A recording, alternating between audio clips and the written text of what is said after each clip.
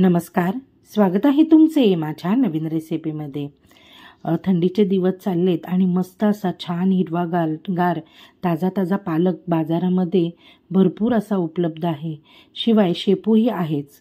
तर ही शेपू आणि पालक वापरून आपण मस्त अशी गावरान पद्धतीची शेपू आणि पालकाची पातळ भाजी बनवणार आहोत। तर ही शेपू आणि पालकाची पातळ भाजी अगदी भाकरी बरोबर चपाती बरोबर गरमागरम मिळाली ना तर काय मज्जा येते। तर ही कशी बनवायची, यासाठी काय काय साहित्य लागणार आहे हे पुढे आपण व्हिडिओमध्ये पाहणारच आहोत। चला तर मग आता आपण सुरुवात करूया आपल्या रेसिपीला। पण अजूनसुद्धा तुम्ही माझ्या चॅनलला सबस्क्राईब केले नसेल तर माझ्या चॅनलला सबस्क्राईब करा, लाईक करा आणि शेअर करा। आणि असंच माझ्या रेसिपींवर आणि माझ्या या चॅनलला असंच प्रेम देत राहा। चला तर मग सुरुवात करू आपल्या रेसिपीला। यासाठी मी एक जुडी पालक आणि एक जुडी शेपू घेतलेला आहे। आता तुम्हाला मी दाखवतेच आहे। तर हे बघा, तर इथे मी एक जुडी पालक आणि एक जुडी शेपू घेतला आहे। चण्याची डाळ अर्धा वाटी घेऊन ती एक 4-5 तासापूर्वी भिजत घातलेली आहे। मस्त भरपूर अशा हिरव्या मिरच्या आणि लसूण घ्यायचा आहे। अगदी 1 गड्डी लसूण घ्यायचा आहे। 1 चमचा जिरं, भरपूर अशा हिरव्या मिरच्या घ्यायच्या आहेत, म्हणजे ही भाजी झणझणीत अशी लय भारी लागते। तर मी जवळजवळ 10-12 हिरव्या मिरच्या घेतल्यात आणि 2 टॅमॅटो घेतलेले आहेत। तर ह्या भाजीमध्ये जो आंबटसरपणा येतो ना टॅमॅटोनी, तो अगदी भारी लागतो। आता मी पालक आणि शेपू चांगली निवडून घेतली आहे, धुवून घेतली आणि थोडीशी कट करून घेतली, कारण आपल्याला ही आपल्याला ही वाटूनच घ्यायची आहे, त्यामुळे आपल्याला खूप जास्त बारीक कापायची गरज पडत नाही। तर आधी आपण ही शिजवून घ्यायची आहे कुकरमध्ये। तर कुकरमध्ये मी पालक आणि शेपू घातलेला आहे। भिजवलेली डाळ उपसून ती सुद्धा ह्या शेपू पालकावर घालायची आहे। सोबतच आपण लगेचच इथे जे टॅमॅटो कापून ठेवलेले ते टॅमॅटोसुद्धा यामध्ये घालून घ्यायचे आहेत। आणि खूप जास्त नाही, फक्त आपल्याला मोठ्या गॅसवर 2 शिट्ट्या करून घ्यायच्या आहे। आता टॅमॅटोसुद्धा घातलेला आहे, कारण शेपू पालक शिजायला खूप जास्त वेळ लागत नाही। आता 1 ग्लासभर पाणी टाकून झाकण लावून घेणार आहे आणि मस्त अशा 2 शिट्ट्या करून घेणार आहे। तर ही भाजी तुम्ही गरमागरम ज्वारीची भाकर, बाजरीची भाकर, तांदळाची भाकर किंवा चपातीसोबत, म्हणजे अगदी फुलका असेल त्यासोबत खूप छान लागते। तुम्ही नक्की ट्राय करून पहा। मस्त अशी थंडी पडली आहे आणि ही गरमागरम भाकरी आणि भाजी एक नंबर।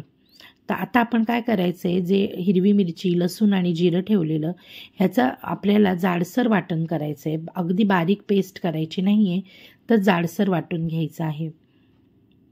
हे बघा, अशा पद्धतीने मी अगदी छान असं जाडसर वाटून घेतलेलं आहे।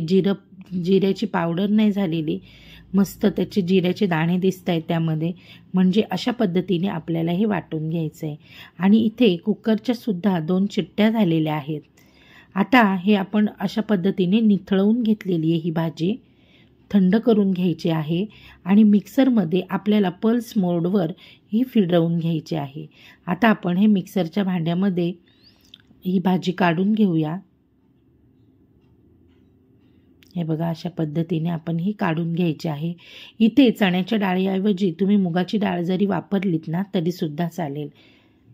आता ही मिक्सरमधनं मी बारीक करून घेतली आहे आणि ही बघा अशी बारीक केली आहे। तिथे पॅनमध्ये आपण मस्त 2 चमचे तेल घातले, त्यामध्ये मोहरी घातलेली आहे, हिंग घातलेला आहे आणि मस्त अशी चुरचुरीत अशी फोडणी आपण बनवलेली आहे। एक 7-8 कढीपत्त्याचे पानं आणि आपण जी वाटून ठेवलेली हिरवी मिरची, लसूण आणि जिरं ते सुद्धा घातलेलं आहे। हे बघा, असं मस्त असं तेलामध्ये परतवून घेऊया आणि जी भाजी आपण शिजवून ठेवलेली आहे ती भाजी आपण ह्यावर घालून घ्यायची आहे। हे बघा, आता आपण जी भाजी आपण मिक्सरमधनं काढली आहे बघा, अगदी जाड अशी ठेवलेली आहे। आणि थोडीशी चण्याची डाळ आहे ना, ती साईडला ठेवायची, ती वाटायची नाही, ती यामध्ये मिक्स करायची, म्हणजे अशा पद्धतीने थोडी थोडी डाळसुद्धा आपल्याला दिसते। आता 1 ग्लासभर पाणी मी ह्यामध्ये घालून घेणार आहे। आता ही भाजी तुम्हाला किती पातळ हवी आहे ती तुमच्या आवडीने तुम्ही ही पातळ घट्ट तुमच्या आवडीने ठेवू शकता। मी खूप जास्त घट्ट नाही आणि अगदीच पातळ नाही, अशा पद्धतीने ही भाजी ठेवणार आहे। आता थोडीशी उकळ आल्यानंतर ही थोडी घट्टसुद्धा होणार आहे। आता आपण इथे चवीपुरतं मीठ घालायचं आहे आणि झाकण ठेवून या भाजीला मस्त अशी उकळ काढून घ्यायची आहे, दणदणीत वाफ काढून घ्यायची आणि तयार आहे आपली भाजी। पण आपल्याला ह्यामध्ये शेंगदाण्याचा कूट राहिला आहे घालायचा, तर आपण इथे जाडसर शेंगदाण्याचा कूट घातलेला आहे, अगदी पाववाटी, खूप जास्त नाही घालायचा आहे।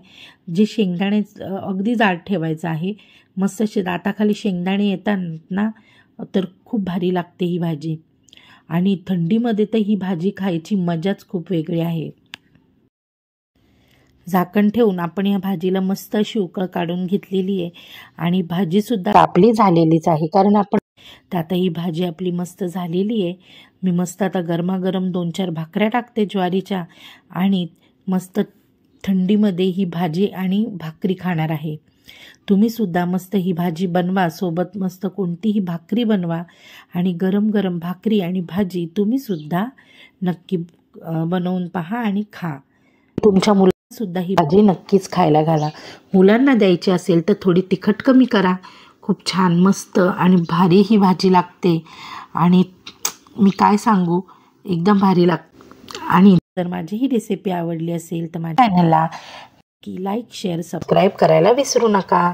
चला तर मग पुन्हा भेटू पुढच्या व्हिडिओमध्ये। Bye bye.